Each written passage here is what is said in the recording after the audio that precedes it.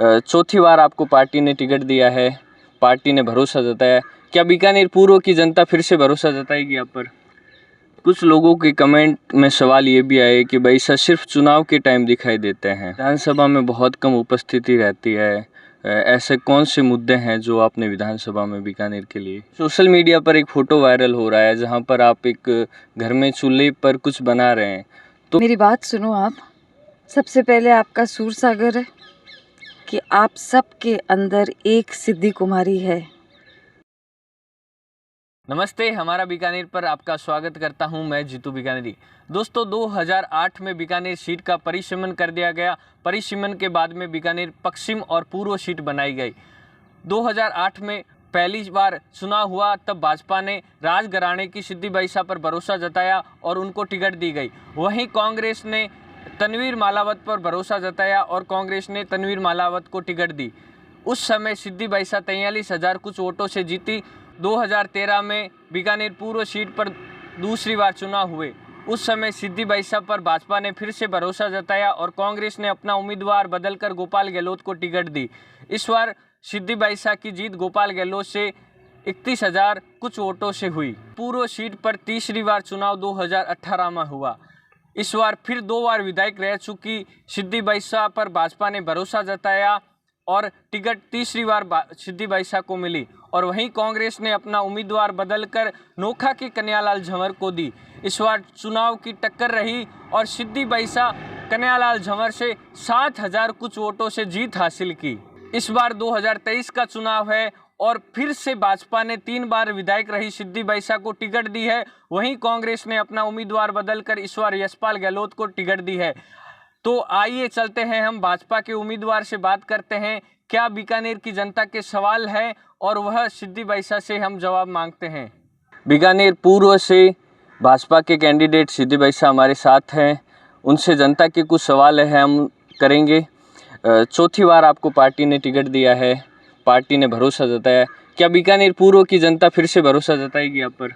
बिल्कुल, मुझे यकीन है और विश्वास है कि बीकानेर पूर्व मेरे को चूज़ करेगा। कुछ लोगों के कमेंट में सवाल ये भी आए कि भाई सर सिर्फ चुनाव के टाइम दिखाई देते हैं, इसका क्या रीज़न है?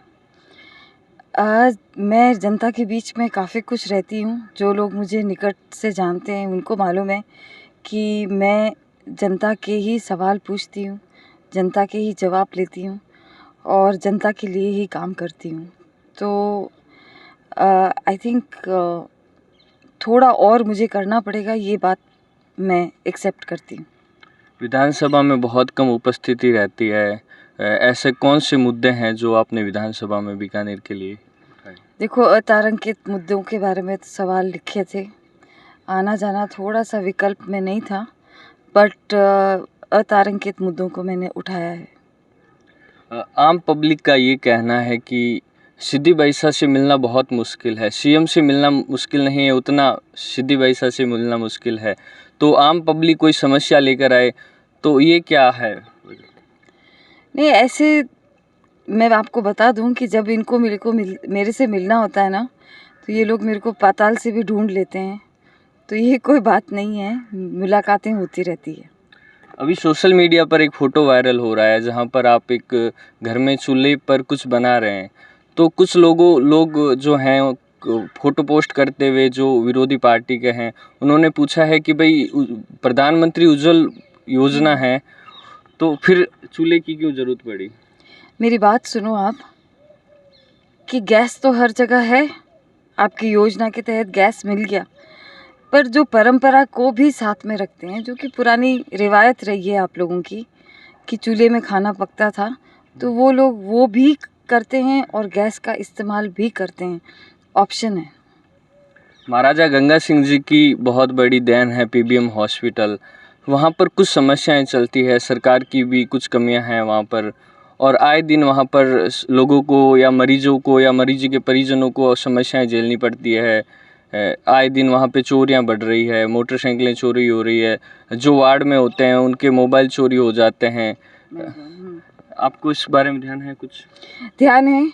और मैं ये समझती हूँ जब तक आप प्रोफेशनलिज्म कोई भी इदारे में नहीं लेके आते हैं, जब तक ये रिजल्ट्स मिलेंगे नहीं, तो कोई अच्छा प्रोफेशनल सेटअप हॉस्पिटल के अंदर होना बहुत ज़रूरी है। पीबीएम राज परिवार की तरफ से भी पीबीएम में बहुत बड़ा योगदान रहता है। बिल्कुल रहता है। मैंने अपने कोटे को बहुत इम्प्लीमेंट करती हूँ तो पीबीएम का हमेशा सोचती हूँ और ज़रूरी भी है क्योंकि नए उपकरण आ गए हैं, नई टेक्नोलॉजी आ गई है। जितना हो सकता है मैं रिपेयर मेंटेनेंस उपकरण वार्डों के अंदर काम करना। और ये पीबीएम की बात नहीं है, मैंने छोटी डिस्पेंसरीज के भी काम किए हैं। क्या काम रह गए जो इस बार आप विधायक बनकर पूरा करना चाहोगे? सबसे पहले आपका सूरसागर है, जिसका हाल आप खुद देख सकते हैं। एक सूरसागर का डेवलपमेंट रहेगा और आपकी मूलभूत सुविधाएं जो वार्डों में अभी भी कमी चल रही है वो काम होगा। बीकानेर और क्या मुद्दे हैं पूर्व की जनता के?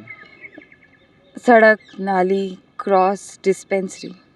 बीकानेर की जनता को क्या संदेश देना चाहोगे? बीकानेर की जनता को ये संदेश देना चाहूँगी कि आप सबके अंदर एक सिद्धि कुमारी है।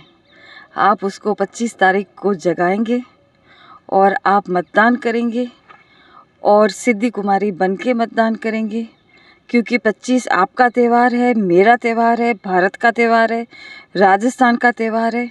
तो आप भरपूर उसके अंदर सहयोग देंगे और राइट टू वोट, ये जो वोट है ना, ये सबसे कीमती चीज़ होती है। तो राइट टू वोट के साथ साथ में आप राइट टू ट्रस्ट भी करेंगे।